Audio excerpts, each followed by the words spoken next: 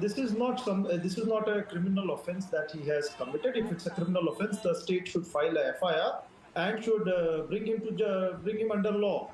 But he has made a remark like Okay, this, Tushar which has been Gupta, condemned. making stupid comments is not a criminal offence. And in the interest of free speech, everyone must live with Sam Pitroda. Good evening, Padmaja. One can understand that the Congress spokesperson or the Congress representative here believes that making stupid comments is not a criminal offense because that's second nature to the Congress leaders now. But, those remarks were hurtful. Forget the offensive or the idiotic part of it. What he said about the people of Eastern India, that was honestly very, very hurtful. Now, beyond the jokes and the analogies that are being drawn on social media, and people are having a ball making all sorts of jokes, what really worries me is that the Congress does not acknowledge the Indian civilization. What Sam Pitroda meant was that as a subcontinent, as a landmass for centuries, we have just been a point where several other civilizations amalgamate, be it the Chinese, be it the Arabs, be it the Africans, be it the whites. I don't even understand where the whites come from, but clearly Sam Pitroda believes that India as a civilization never existed. That is why in that podcast that he recorded, where he made this offensive comment, he said that the idea of Ram Mandir, that the idea of Hinduism, it's against their idea, the Congress's idea of India. So beyond all the jokes, Padmaja, there is an underlying understanding of the Congress that's now surfacing that India, they don't see it as a civilization. That is why Rahul Gandhi goes around town making comments like Union of States, Jati Jangarna, Jitni Abadi Utna Haq. They only understand how to divide India because in their heads, in their understanding, India is divided. Not as a civilization, but just as a meeting point for several other civilizations. And, I just feel very, very bad for the kind of remarks that have been made for the brave people of East India, West India, North India, South India. Absolutely offensive. The Congress won't do anything about it, Padmaja. They did not do anything after he made those shameful comments about 84 riots when he said hua to hua. They did not do anything when he said inheritance tax should be done, 55% of the wealth should be grabbed by the state. They won't do absolutely anything when he said that India does not exist as a civilization because the Congress leadership genuinely what you mentioned, there was so much focus on these racist comments of Sam Pitroda that people actually missed out, Tushar, what he said about Ram Mandir.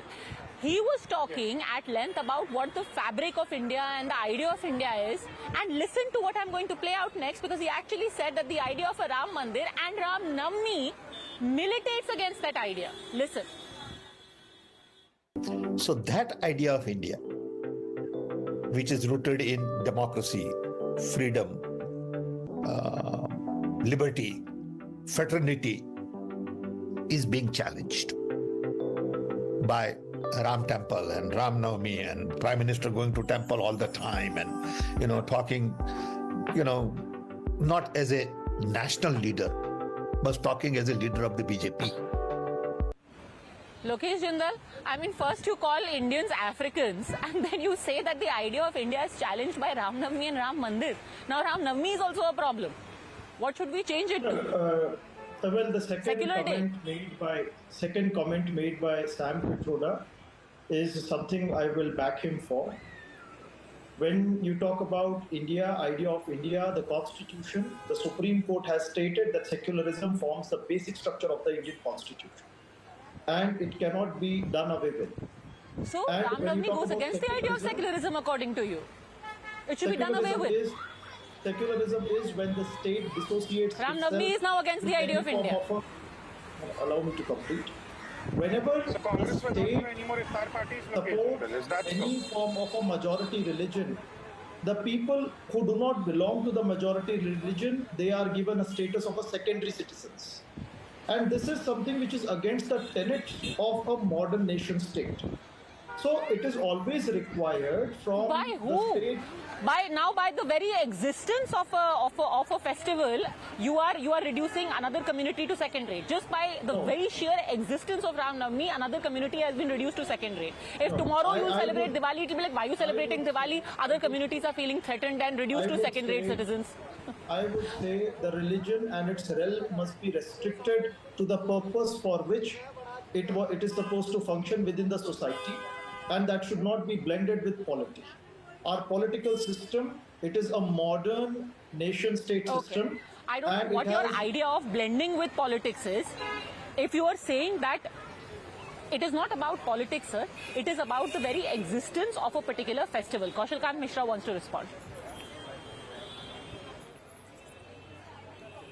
Padmaja जी, मेरे दोस्त जिस तरह से बोल रहे थे, तो उस तरह से तो सदियों से रामनवमी की छुट्टी होती आई है, हम लोग दिवाली मनाते आए हैं, होली मनाते आए हैं, तो इस फॉर्मूले से चलेंगे तो क्या कर रहे हैं ये लोग। और इनको लगता है कि भारत का एग्जिस्टेंस तब आया जब कॉन्स्टिट्यूशन बना है। भारत का एग्जिस्टेंस के बारे में वेदों में लिखा हुआ, उत्तर यत समुद्र से हिमाद्रे श्रैव दक्षिणम भारत नाम भारतीय यत संतति, ये तो वेदों में लिखा हुआ है। भारत की अवधारणा वहां से चली आ रही है। यही तो भारत की विरासत है, यही तो भारत का कल्चर है, जो आपके समझ में नहीं आ रहा है। आप कांग्रेस का कैरेक्टर ही हमेशा से रहा है। आप देखिए, शुरू से कांग्रेस ने डिवाइड एंड रूल पॉलिसी किया, और ये अंग्रेजों की पॉलिसी थी, वही कंटिन्यू की जा रही है। और ये एग्जिस्ट विजुअली कहां से दिखती है? अगर हम सेंसस को देखते हैं, फर्स्ट सेंसस में हिंदू थे, सब लोग एक जैसे थे। उसके बाद उसमें हिंदू मुस्लिम किया गया। उसके बाद आजादी के बाद, उसके पहले जातियों में बांटा अंग्रेजों ने, पर आजादी के बाद 1992 में हिंदुओं को सिखों में, जैन्स में, बुद्ध में, उनको डिवाइड करके माइनॉरिटी देने का काम किसने किया? कांग्रेस ने किया। तो कांग्रेस ने हमेशा डिवाइड एंड रूल पॉलिसी की है। और जो मेरे मित्र कह रहे हैं कि फ्रीडम ऑफ एक्सप्रेशन, साहब आपका फ्रीडम वहीं तक चलता शुरू है, खत्म होता है जहां से मेरी नाक शुरू होती है। और मेरी नाक नहीं है, मेरी नाक मेरे देश की इज्जत है, मेरी नाक मेरे संविधान का राइट है। आपका अगर कोई भी शब्द जो मेरी नाक को टच करता है, यानी मेरी सभ्यता को टच करता है, मेरी संस्कृति को, it can also safely be said, yatha advisor tatha shishya. So if these are the very dangerous ideas or sense of humor or freedom of speech, what have you, being espoused by an advisor, one shudders to think what the pupil will be doing if and when he comes to power. It's perhaps that party that needs to explain. I will leave by thanking all the guests, and I'll leave you with the Prime Minister. He has again addressed what Sam Pitroda said, but more specifically this time, he has put out a challenge to all of the allies of the Congress. Thanks for watching. आज कांग्रेस के एक और बड़े नेता ने फिर कांग्रेस की विभाजनकारी सोच का प्रदर्शन किया। गांधी परिवार के बेहद करीबी और शहजादे के सबसे बड़े सलाहकार ने जो कहा है वो शर्मनाक है। क्या ऐसी बातें देश स्वीकार कर सकता है क्या? मैं जरा सीतारमैया जी से पूछना चाहता हूं, क्या कर्नाटका के लोगों पर आरोप आप स्वीकार करेंगे क्या? मैं तेलंगाना के कांग्रेस के मुख्यमंत्री को पूछना चाहता हूं, क्या वे इस प्रकार के आरोप को स्वीकार करेंगे क्या? मैं तमिलनाडु के मुख्यमंत्री को पूछना चाहता हूं, जो तमिल संस्कृति की बात करते हैं, इतना बड़ा गंभीर आरोप लगाया है, क्या तमिलनाडु डीएमके कांग्रेस के साथ अपना नाता तोड़ने की घोषणा करेंगे क्या? तमिल स्वाभिमान के लिए, तमिल लोगों के लिए क्या वो हिम्मत है क्या उनमें?